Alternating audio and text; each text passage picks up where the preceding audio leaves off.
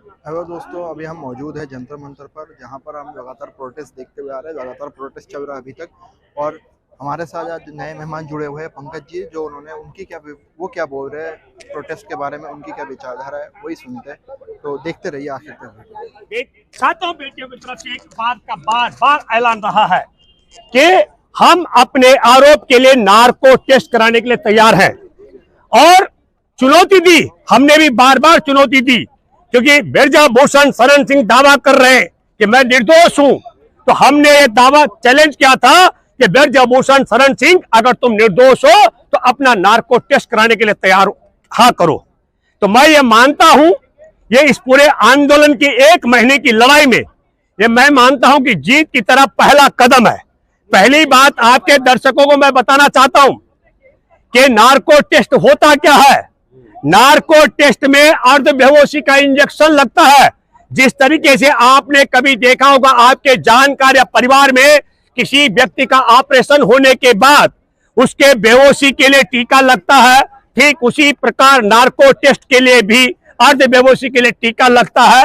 और अर्धबेहोशी के बाद वह व्यक्ति ऐसी दशा में पहुंच सकता है जहां उसका चेतन मन काम नहीं करता है, वह झूठ नहीं बोल सकता है, वह बनावटी बात नहीं कर सकता है, एक एक सवाल का जवाब देना पड़ता है। लेकिन अब मुख्य पड़ाव यह है, ये कोई फिर मैं कहना चाहता हूं ब्रजभूषण शरण सिंह के लिए कि कोई शिलाजीत खा करके तुमको अपना नार्को टेस्ट नहीं कराना है। नार्को टेस्ट की तारीख भी तय हो जानी चाहिए। ये खेल इसलिए भी मैं कहना चाहता हूं क्योंकि 28 तारीख को हमारे देश की नई संसद का उद्घाटन ठीक उस दिन किया जा रहा है जिस दिन हमारे देश में सावरकर की जन्मदिन है। और सावरकर के जन्मदिन के संदर्भ में मैं एक बात कहना चाहता हूं आपको। हमारे देश के आजादी के बड़े नायक चंद्रशेखर आजाद, मैं जो बात कर रहा हूं, शहीद आजम भगत सिंह के अहम सहयोगी ने एक सिंह लोक में लिखा था कि चंद्रशेखर आजाद ने कहा है कि सावरकर इस देश का गद्दार था। तो देश के गद्दार के जन्मदिन के अवसर पर यह जो नई संसद का उद्घाटन का दिन तय किया गया है, उससे जो हमारी खाप पंचायत के बाद ऐलान हुआ कि उस दिन वहां महिलाओं की पंचायत होने वाली है, देश की आधी आबादी की पंचायत होने वाली है। ओलंपिक पदक विजेता बेटियां जो यौन शोषण के शिकायत को लेकर यहां धरना दे रही है 1 महीने से, वहां पंचायत करके फैसला करेंगे, उससे ध्यान भटकाने का षड्यंत्र हो सकता है। इसलिए मैं ये कहना चाहता हूं कि ब्रजभूषण शरण सिंह, इसके लिए शिलाजीत की जरूरत नहीं है। 24 घंटे में टाइम तय करे कि किस समय नार्को टेस्ट होना चाहिए, लेकिन नार्को टेस्ट होगा कैसे, यह तय हम लोग करेंगे। ये तय हमारे यौन शोषण की पीड़ित बेटियां करेंगी। क्यों करेंगी? वो कौन होगा जो अर्धबेहोशी का इंजेक्शन लगाने वाला डॉक्टर होगा, ये तय करेगा हमारे पहलवान बेटियों के सहयोगी, वो तय करेंगे। जो कमेटी है वो तय करेगी वो डॉक्टर कौन होगा। उसकी अर्धबेहोशी का इंजेक्शन किस दवा दुकान से आएगा और कौन खरीदेगा, ये तय भी यौन शोषण की पीड़ित बेटियों के सहयोगी करेंगे। उसमें जो मनोचिकित्सक होगा, सवाल करने वाला, वो डॉक्टर की टीम कौन तय करेगा, ये हमारे यौन शोषण पीड़ित बेटियां का उनके सहयोगी करेंगे। और उसमें तकनीशियन कौन होंगे और मेडिकल वाले कौन होंगे, ये तय करने का काम भी हमारे जो पहलवान बेटियां 1 महीने से यौन शोषण के खिलाफ संघर्ष कर रही है, उनके सहयोगी तय करेंगे। मैं ये बात इसलिए कहना चाहता हूं, नार्को टेस्ट के लिए जो अर्धबेहोशी का इंजेक्शन लगता है, उसमें रत्ती भर भी इधर उधर हो जाने पर जान जाने का या जीवन भर कोमा में पहुंच जाने का खतरा बना रहता है। इसलिए और हमको नरेंद्र मोदी और उसकी सरकार पर बिल्कुल यकीन नहीं है, क्योंकि पास्को जो कानून है जिसके तहत मुकदमा दर्ज है, उसके मुताबिक तत्काल एफआईआर दर्ज होने के बाद आरोपी को गिरफ्तार किया जाता है। वो छुट्टा सांड की तरह घूम रहा है, इसलिए मोदी सरकार पर यकीन नहीं है। मोदी सरकार के द्वारा तय किए गए डॉक्टर पे, बेहोश करने वाले उस पर, टेक्नीशियन पर और मेडिकल टीम पर यकीन नहीं है।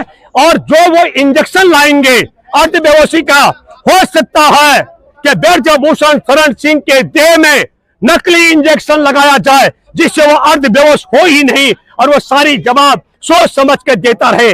इसके लिए स्वतंत्र तौर पर व्यवस्था की बात होनी चाहिए। हम लोग ये भी मानते हैं कि इसमें सुप्रीम कोर्ट के सिटिंग जज की अगुवाई में भी और सामाजिक सरोकार से जुड़े हुए तमाम जो सामाजिक संगठन के लोग जो मानते हैं, जो इस देश की महिलाओं के अधिकारों के लिए निरंतर लड़ते रहे हैं, उन सबों के साथ में और इस देश के एम्स जैसे हॉस्पिटल में जो इस देश में वंचित तबके, महिला, किसान, आदिवासी, मछुआरे, दलितों के हितैषी जो डॉक्टरों की टीम है, उन सबों की मदद हमको लेनी पड़ेगी। मैं इसलिए कहना चाहता हूं, मैं बधाई देता हूं ब्रजभूषण शरण सिंह ने यह बात तो कबूल की, लेकिन कबूल करने की बात भी तब की है जब खाप प्रधानों की पंचायत में ऐलान हो गया। ऐलान क्या हुआ? कल तारीख है, कल इंडिया गेट पर जहां तक मेरी आवाज पहुंचे, मैं खास करके मेरे को लाखों लाख मां बहनें जब मिलती है, अलग अलग जगह युवा मिलते हैं, मैं आपसे अपील करता हूं, डरो मत। ये बेटियां नहीं डरी है। पूरी मोदी सरकार, भाजपा, इनके खिलाफ पुलिस की वर्दी में गुंडे आए थे, तब भी ये बेटियां डरी नहीं है। मैं आप सब लोगों से कहना चाहता हूं, निडर होकर के अब डरो मत। एक यौन शोषण करने वाले ब्रजभूषण शरण सिंह के खिलाफ उसको सजा दिलाने के लिए, यौन शोषण पीड़ित बेटियों को न्याय दिलाने के लिए विनेश फोगाट और साक्षी मलिक, बजरंग पूनिया का हाथ मजबूत करने के लिए कल 5 बजे इंडिया गेट में आप सब लोग परिवार सहित पहुंचे। यह अपील मैं आपसे करता हूं।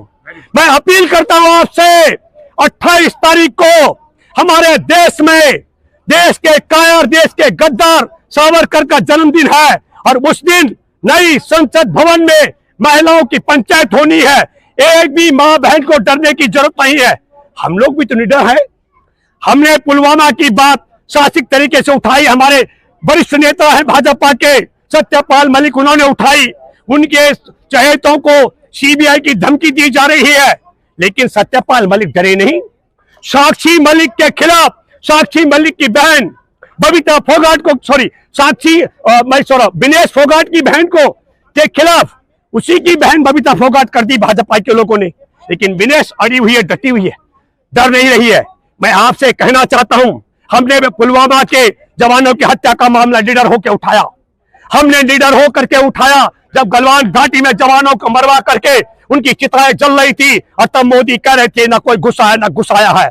हमने निडर होकर के जब किसान आंदोलन आपने सेका, चारों तरफ दिल्ली में कब्जा था किसान आंदोलन का, जब तक वो कानून वापस होने की बात नहीं आई तब तक आंदोलन डटा रहा। और आज ये ब्रजभूषण शरण सिंह भी एक कदम पीछे हट गया है। हमारी ये लड़ाई आगे बढ़ी है पहलवान बेटियों की, वो नार्को टेस्ट के लिए तैयार हो गया है। मैं आप सबों से अपील करता हूं, एक आप सब लोग बड़ी संख्या में कल 5 बजे इंडिया गेट में, लाठी डंडा और गोली से डरने की चिंता नहीं है। यह आधी आबादी की लड़ाई का मामला, सम्मान का मामला है। और आधी आबादी के बाद साथ साथ हमारे देश के संविधान, विधान, हमारे देश के कानून और हमारे देश की व्यवस्था और लोकतंत्र के सम्मान का मामला है। कल आप कैंडल मार्च लेकर के वहां पहुंच रहे हैं और 28 तारीख को मैं पूरे देश की मां बहनों से अपील करता हूं, आप सब लोग अपने घर बार और तमाम कामों को छोड़ के, इसलिए जरूरी है, अगर वो ओलंपिक पदक विजेता बेटियों को न्याय नहीं मिल सकता है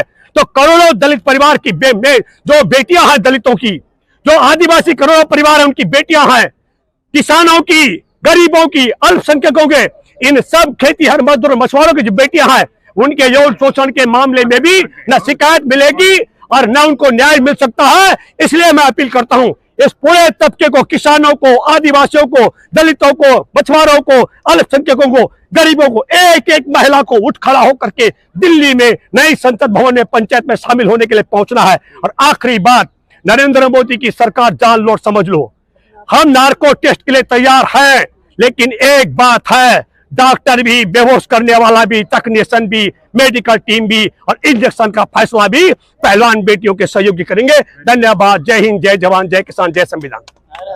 भैया आपने